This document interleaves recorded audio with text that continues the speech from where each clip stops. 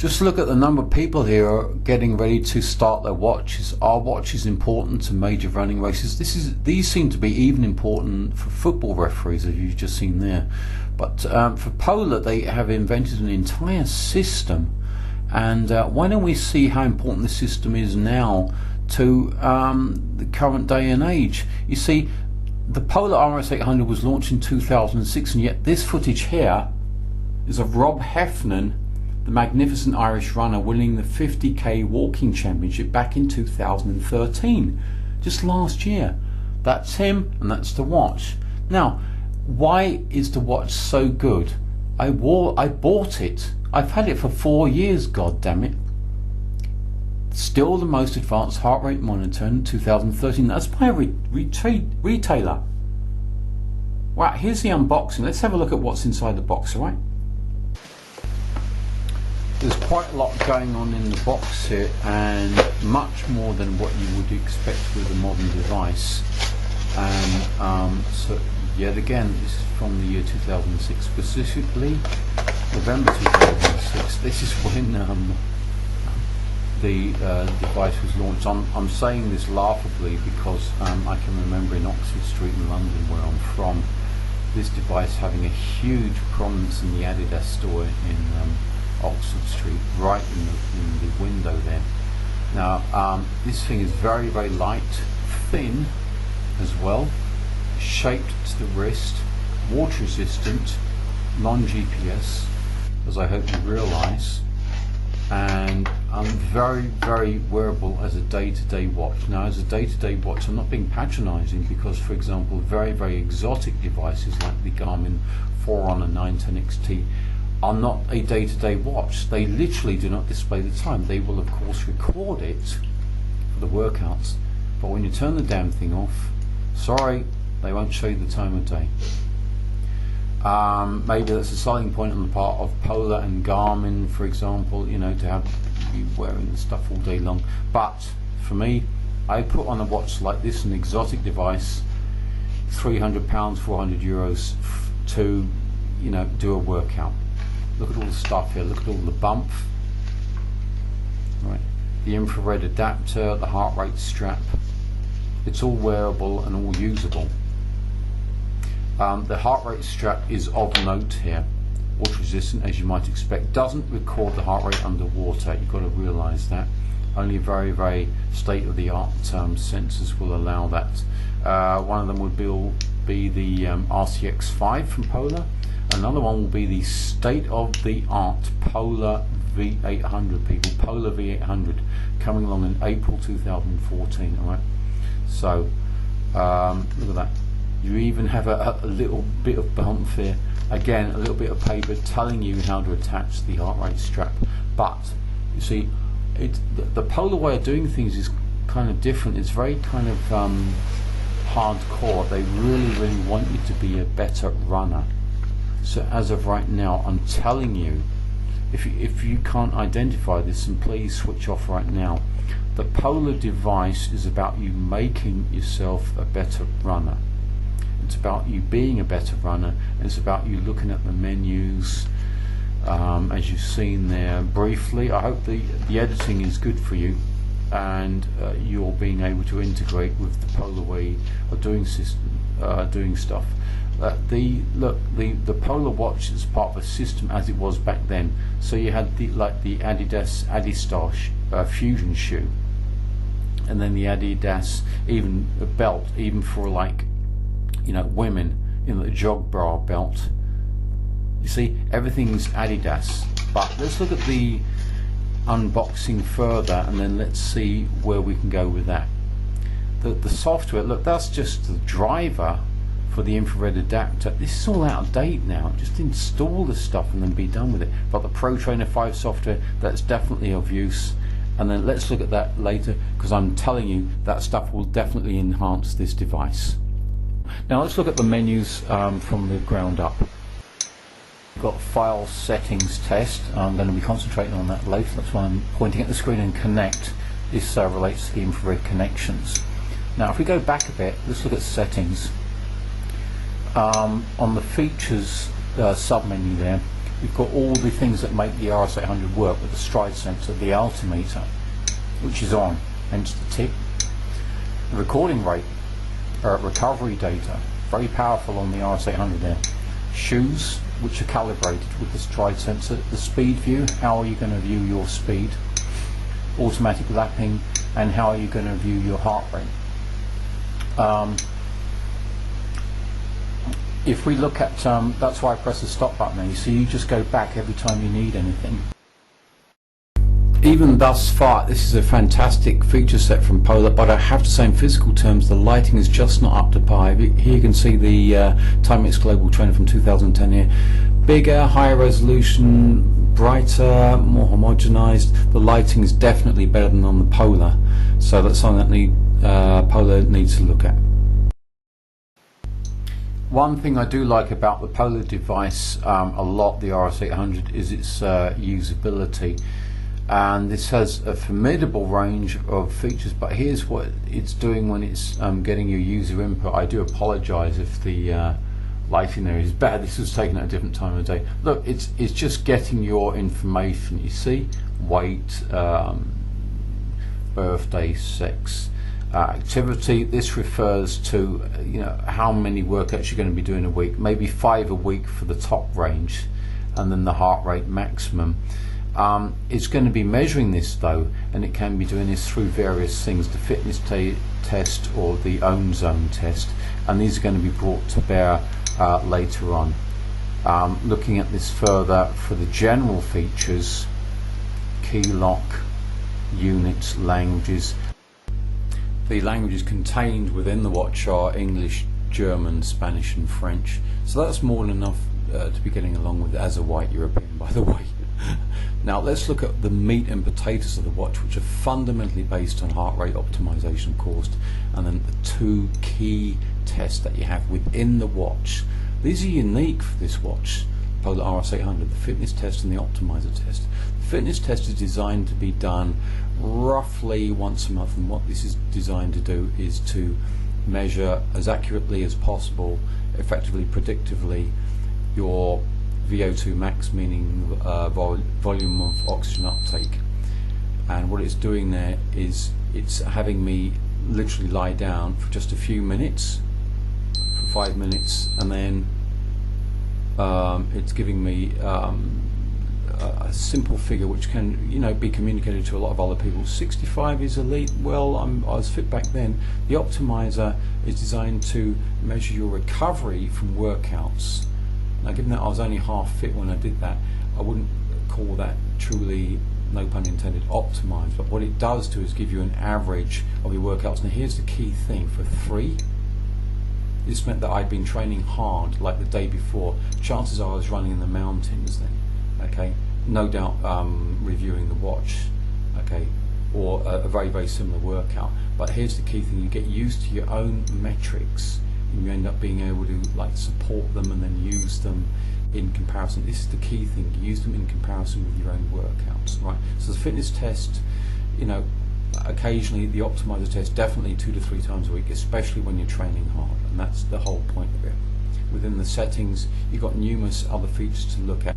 Another way in which the watch is showing its elite pedigree is by being able to measure automatically your own zone. This is 65 to 85% of your maximum heart rate, and this is done using a very simple test. I'm now going to stand up, and what I like is that even in the city centre the beat is nice and loud. I'm surrounded by, I can even hear a police siren or an ambulance siren. And so pulse is going up, of course, and this is a very slow walk here.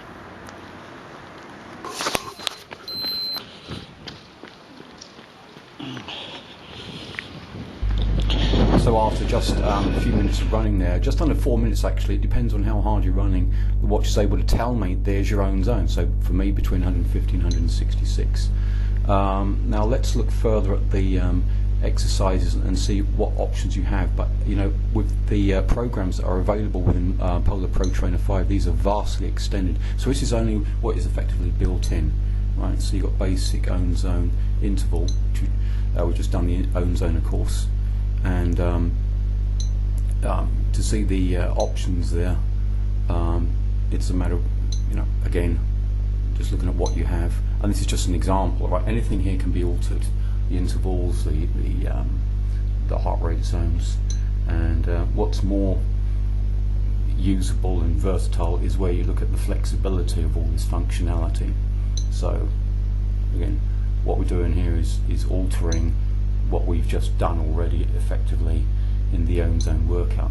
Now here's the interval workout, which again is its own mode. Don't forget, all these can be chosen by default, and what you're then choosing is much the same kind of thing, but I'm telling you the flexibility that's allowed within Polar Pro Trainer 5 really extends this a lot. Okay, so looking at the features available within the settings, this is where you see the power of the watch, right? You've got the sports zones and everything else. The sports zones is at the bottom, and now we can effectively run according to sports zones. When you see this in Pro Trainer 5, you'll see these as color coded, so there are essentially 5 of them, but you can customize a further 5, believe it or not. As far as I'm concerned, 5 is ample. I don't see any reason to extend this further. Now, can you see what's happening when I alter this? If I alter for zone 1, it's also altered automatically for zone 2. Perhaps it's a bit niggling for me to say that I can't normally think in terms of percentages of my maximum heart rate. I'd rather just look at the absolute measurement, but never mind. And that's all set. Okay, so that's when you're doing a workout based strictly on sports zones, as they call it. But can you see here just how flexible and powerful this all is? Later, these can be inputted into the watch from the computer, from the Polar software.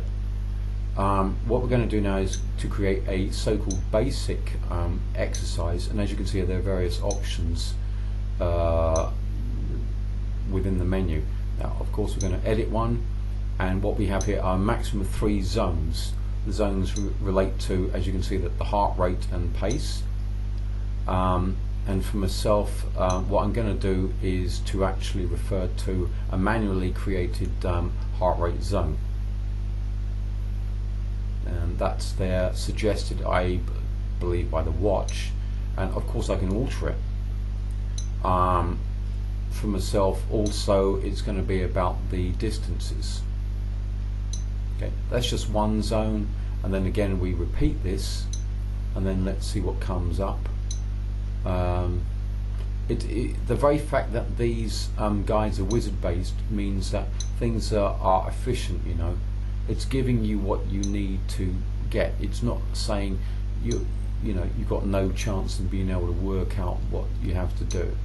This is an important part of this device because it can get quite complicated. Now, basis exercise updated means that it's now stored, but here's the key thing: you must have it selected as a default. Right, select. Default, by the way, means that it goes back to the beginning, but default exercise, let's go back to the beginning here, means that removing any ambiguities here. Right, you see it goes straight to basic exercise. That's what you've done. You selected it as a default. Now we're ready to go, and we're ready to measure the metrics in the field. Before we go out into the field proper, let's actually set some exercises. Before we do that, we need to sync everything, so here I am matching the watch with the heart rate belt, it's WIND, and then I had to buy a new battery for the stride sensor, which is £5, not too bad, a bit of a price, but I need to do it once a year. Now here we can see the workout in the park, and this is very simple.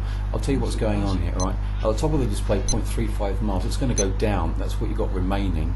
What's at the bottom is what you've done, and that's going to increase.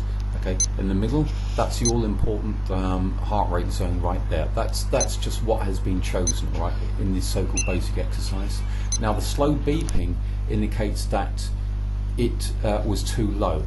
When it's too high, it's going to beep faster. All right. So what we're looking at now is simply a range of metrics as to what these are illustrating. And again, this is just for the sake of convenience. There's nothing much happening here because I'm not actually moving. But when you press the titles, incidentally, these can even be removed. Imagine being an elite runner, so you don't need to have anything titled. You know exactly what you're looking at. Distance is going to show distance on the front, on the bottom of the display, as you can see there in miles, and then heart rate, of course, at 71. That's me after the workout. As far as I'm concerned, these are all very clear, and of course they're in real time, right?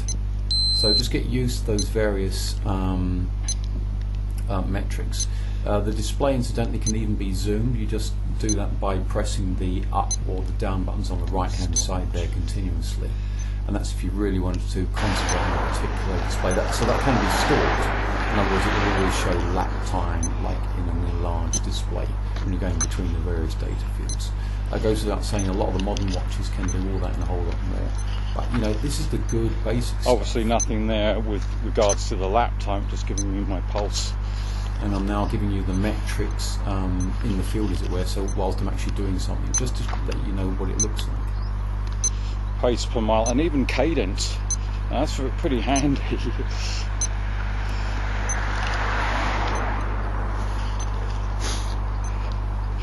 Yeah, but you, again, you know, I'm trying to give you something which will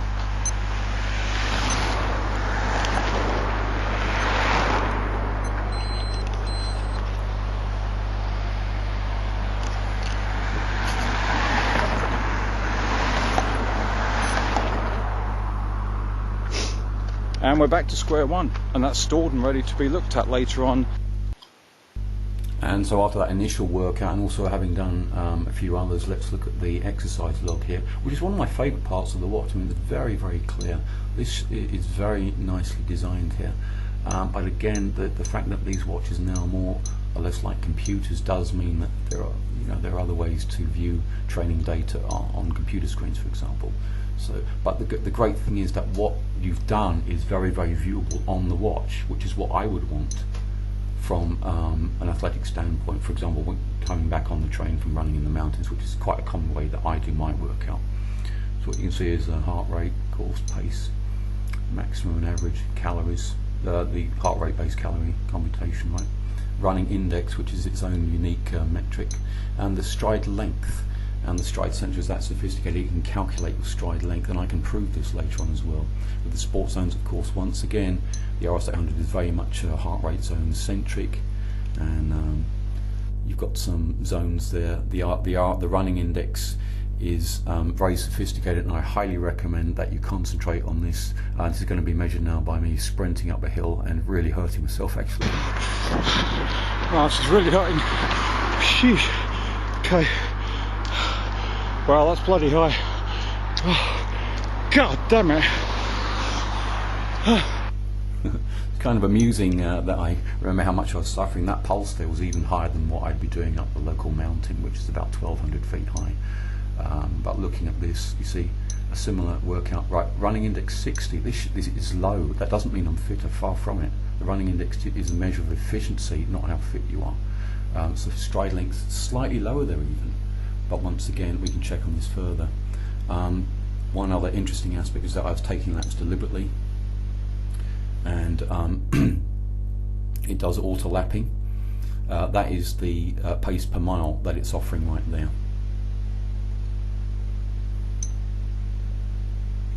Got your sports zones for this very tough run.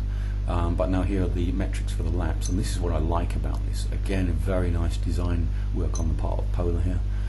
What we can see is that it's giving you the metrics for the lap, right? Pace, heart rate, all this other stuff, and it's a constant auto-lapping of 0.6 per mile, which is the default, 3 foot 7 inches. It's not really changing that much. Heart rate, that would have been on the steady part. Okay, and I'm pointing at the button there because it's now cross-referencing. You see, whatever you choose, like let's say in this case the heart rate, it'll give me that for the relevant laps. So again, this is very nice design work here, if that's what you're counting, if that's what you're following. The stride sensor itself is worth looking at. It has to be calibrated, like I said. This is more deliberately running in the park and extending the stride length. But this is all about jogging, trying to stride length, so concentrating on nothing else as long as possible. Now if we check that, exactly half a mile, then we're going to see, there you go, it was maybe 2% off. It does need to be calibrated, really like tweaked, and you have to do this yourself, right? Well, those are mile markers in the park. Remember, it was 3'7" before, actually on the same day. Calories only 65, I don't know why it's giving me the calories for that. Cadence, and again important, especially for marathon runners. And lastly, look, 4'6". The stride sensor was able to calculate, my God, the difference in the stride automatically. Once you've got the initial calibration to get the distance, you don't need to calibrate it further. That is very good design work on the polar there. One final thing to look at would be the barometric altimeter. This is reasonably accurate, but here you got the from left to right, the Timex Global Trainer, Garmin 4Runner 910 XT. This is from over a year ago actually. It's reasonably accurate. That's all I can say. If the weather's bad, then you know, it's going to be less accurate. Myself, I don't concentrate on altitude, but it's nice to know that you have it. The Pro Trainer 5 software is very, very sophisticated. 25 megabyte download roughly from the CD, of course. So this is desktop software, and this is your own diary, and you can keep it and do whatever you want with it. But this is how you see you sync the data. Okay, it's finally reading the data, and it's very, very important that the angle there be very important that the angle there be quite straight. So that's going to be my default data upload position there. Again, this is nowhere near as slick as on the Garmin. Here we go, actual workouts. For me, Ant Plus will always be the winner here, but then, you know, I'm about to try out the Bluetooth 4.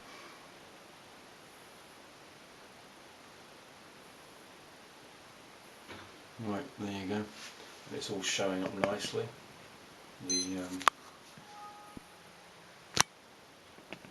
It's uploading.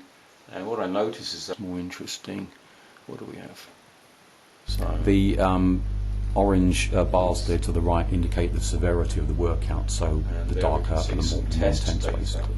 Remember, this is something that you're going to be using quite a bit over time. You've got to get used to these metrics, but for me that looks reasonably clear. I like it. The only thing that's missing, of course, is the mapping. As you can probably see, I hope, it gives you the data or the exercise, the workouts, the amount of time spent in each heart rate zone, ranking, energy, HR average, pace per kilometre in this case, smiley face there, I don't know what that means. I'm going to double, there you go. This is more like it. You will notice that the keys are colour coded, so you've got, you know, speed, pace, heart rate, and there's a whole load of stuff nicely displayed. Light intensity, maximum intensity. Looking further, we can see some exotic measurements like the heart rate variability, and that really is sophisticated. That is for elite runners, but again, it's just something that you end up learning. Okay. On that day where I did the 50-minute workout and then the half mile, you see there's the HRV right there. That is something that you can drill down and work through. The HRV is measured separately. It's a separate metric, so it actually counts as 4 exercises as opposed to for the 2 exercises that I did. The HRV is definitely something that you do have to study, but again, it's alluded to in the manual. The manual is very clear on this.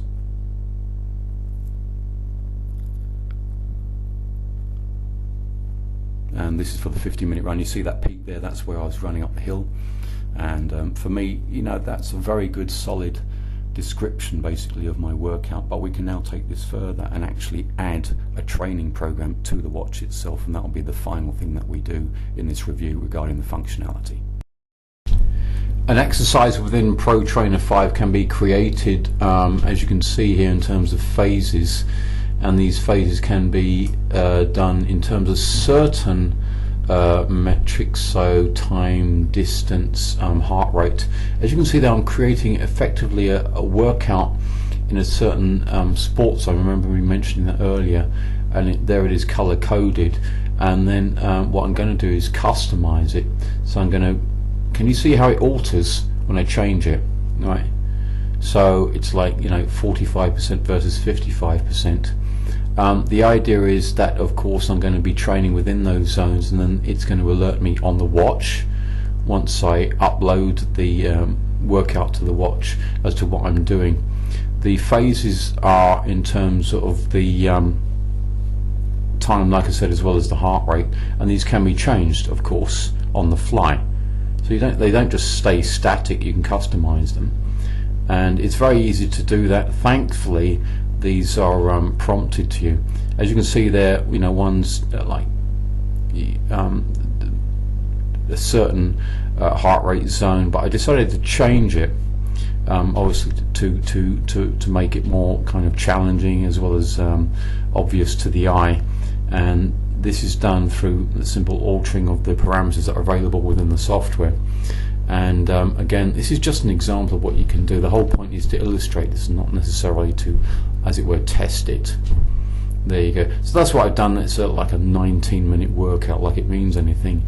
But the whole point is to show what is capable there, and then as you can see, it does look clear to me. Can I emphasize once again, it might seem like I'm stating the bleeding obvious, but what you're going to be doing is working out constantly with this software, and you're going to be used to looking at the same stuff over and over again. Forget about looking at there isn't a bloody running shop.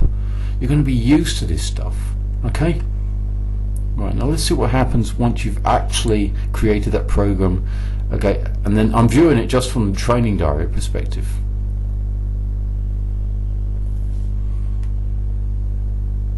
Called Run 3.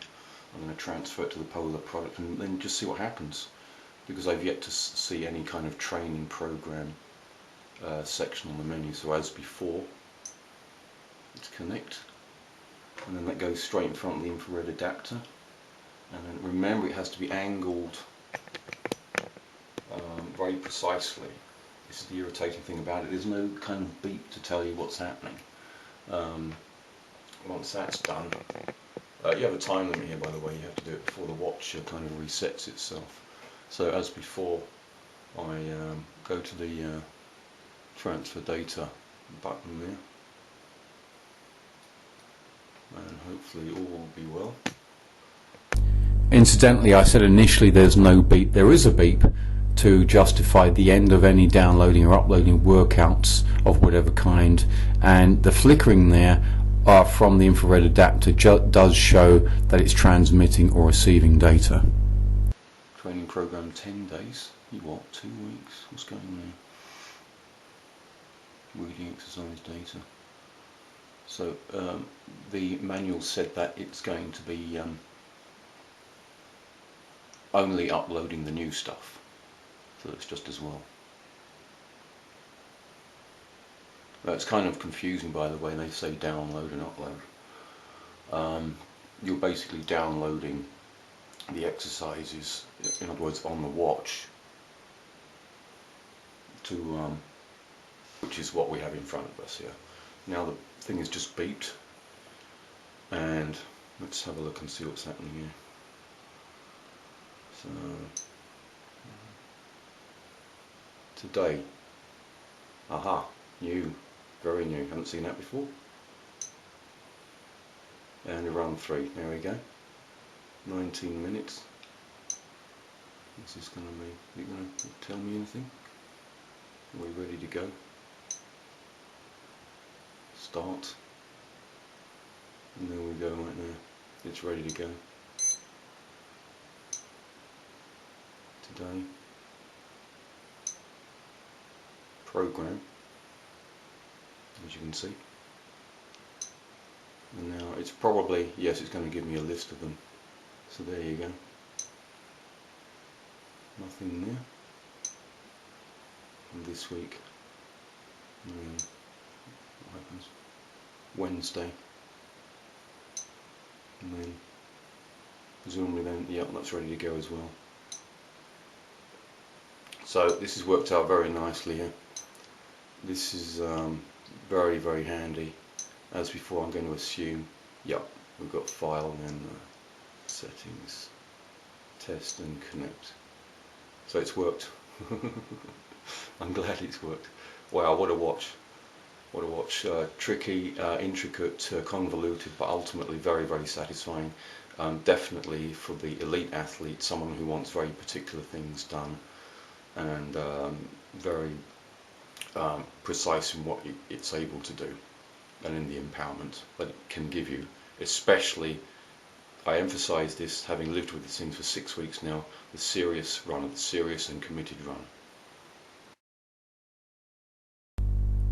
I now have to give a summation. I'm laughing at the complexity of this device. It's just extraordinary. And from 2006, holy mackerel.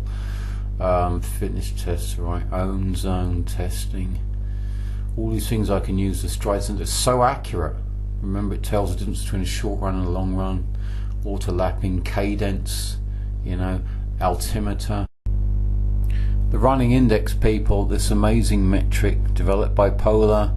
The HRV, heart rate variability. My God, imagine doing run after run and being able to measure your stuff. Look, in summation, a day-to-day watch.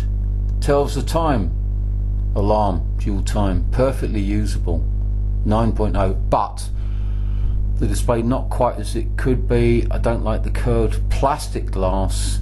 Elite features, however, beyond par. And then taking this still further, I'm telling you, even right now, in early 2014, this is what I had to invent, even for the Polar, the empowerment factor, the best that there's ever been.